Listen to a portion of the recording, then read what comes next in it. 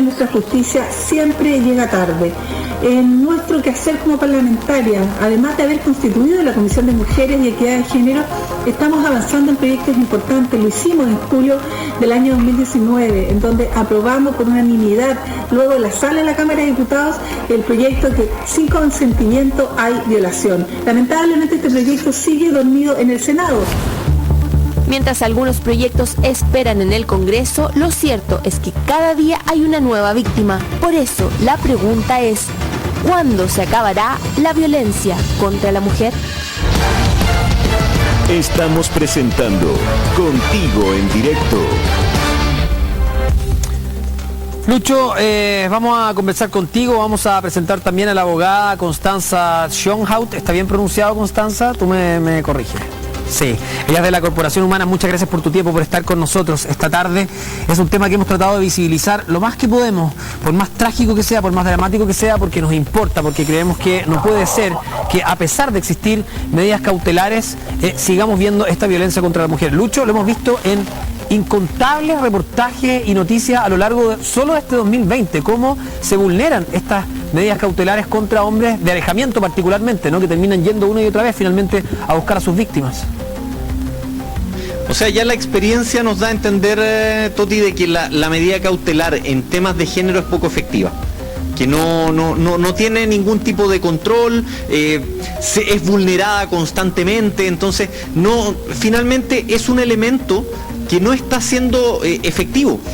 Quizás se podría ver desde el Parlamento, desde el mismo Ejecutivo, alguna forma que cuando sean delitos de género se aplique otra medida cautelar o una vigilancia mayor, porque finalmente estamos viendo que el arraigo, el no acercarse a la víctima es algo que en cuanto a efectividad está teniendo nula o prácticamente nada. Cada vez vemos que hay un femicidio que la víctima tenía algún tipo de medida cautelar, o sea, tenía alguna cautelar a su favor, es decir, que no se podían acercar a ella, y que el victimario sí tenía una cautelar en contra. Entonces es una situación que está siendo cada vez más reiterativa.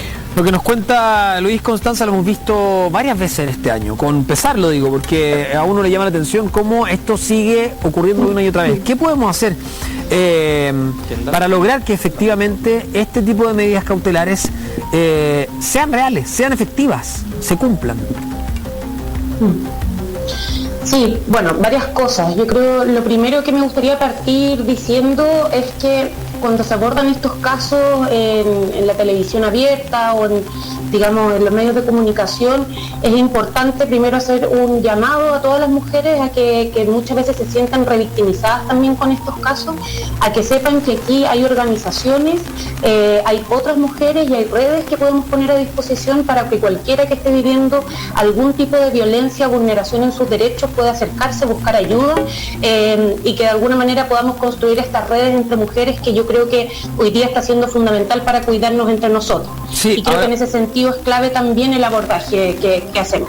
Sí, hay dos cosas que te quiero preguntar, ¿sí? Porque aquí estamos hablando nuevamente de un caso que ella fue abusada, pero logró escapar.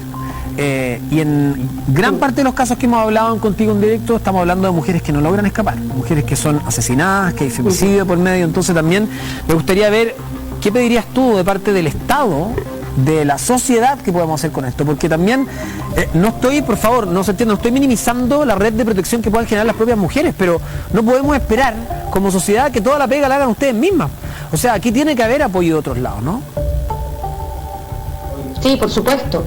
O sea, por supuesto, yo parto con este tema porque hay que partir de la base de un diagnóstico que tenemos de alguna manera consensuado, y que es que hay una falencia institucional grave en materia de justicia con perspectiva de género para nosotras, y eso genera una cuestión que es clave poner sobre la mesa, que es, hay una cultura que está fomentada y reproducida a través de las instituciones generales del Estado, pero en particular de las instituciones de justicia, que van construyendo cierta cultura de la impunidad que hace que muchas veces las mujeres no quieran denunciar. Entonces, en términos concretos, cuando tú me preguntas qué es lo que podemos hacer, yo creo que uno, hay que replantear el sistema de justicia en su conjunto, ¿cierto? Y eso significa partir con la formación de quienes en general reciben las denuncias, que son generalmente carabineros y las policías, pero también qué vamos a hacer para incorporar perspectiva de género al momento de investigar, al momento de defender también, porque aquí también se ha dado una discusión a propósito de los últimos casos que hemos visto sobre si en la defensa vale todo. Y yo creo, y varias feministas hemos planteado, no vale todo, o sea, no podemos seguir revictimizando a las mujeres víctimas, claro, por ejemplo, al momento de la defensa. Y también en términos de las sanciones, la reparación a las víctimas, la reinserción que vamos a tener con quienes sean condenados por este tipo de casos, y sobre todo yo creo que es un tema que siempre se deja de lado y que nos cuesta abordar, que tiene que ver con la prevención. Si nosotros no ponemos recursos importantes por parte del Estado en la prevención, en la educación sexual integral desde la primera infancia, en los medios de comunicación, en campañas efectivas de prevención de la violencia de género, no vamos a erradicar efectivamente este tipo de violencia. Y eso es clave ponerlo sobre la mesa. Puede significar más recursos, puede parecer que no sea, comillas, efectivo, pero es la única forma de cambiar esta cultura de la violación y de la subordinación de las mujeres que se expresa finalmente en este tipo de violencia y de casos que nos conmueven, como los que hemos visto en los últimos meses, y en particular este caso también de esta mujer que fue secuestrada, y bueno, todos los hechos que ya expusieron y que resultan de la mayor gravedad. Sí, interesante, que hay que hacer un trabajo mancomunado, pero además un trabajo diferenciado, como tú dices, las personas o los más niños que son los encargados de dibujar la sociedad del futuro, ¿no? Los próximos ciudadanos que van a tener otro tipo de formación, es interesante, es clave que se pueda invertir en ellos, pero también ya hay varias generaciones que no son esos niños y que hay que hacer algo con ellos, que son las personas que hoy día están violentando a las mujeres, que lo hemos visto. Probablemente aquí también tenga que trabajarse de manera incansable las distintas alternativas, desde tobillera, firmas constantes, quizás algún monitoreo a través de ubicación, ¿no? Con la triangulación de los teléfonos, una serie de cosas que se tienen que hacer porque efectivamente no se están cumpliendo estas medidas y es algo que nos preocupa. Constanza, se me va el tiempo, pero te quiero agradecer haber conversado con nosotros en Contigo en Directo, así como tú dices, nosotros lo pensamos, sí, solo para cerrar, nosotros lo hablamos como equipo, porque sabemos que incluso hablar de este tipo de temas a veces también puede ser revictimizar al escuchar nuevamente un caso así, pero lo pusimos en una balanza y sentimos que es más importante visibilizarlo como medio y que esto no vuelva a ocurrir. Te escuchamos.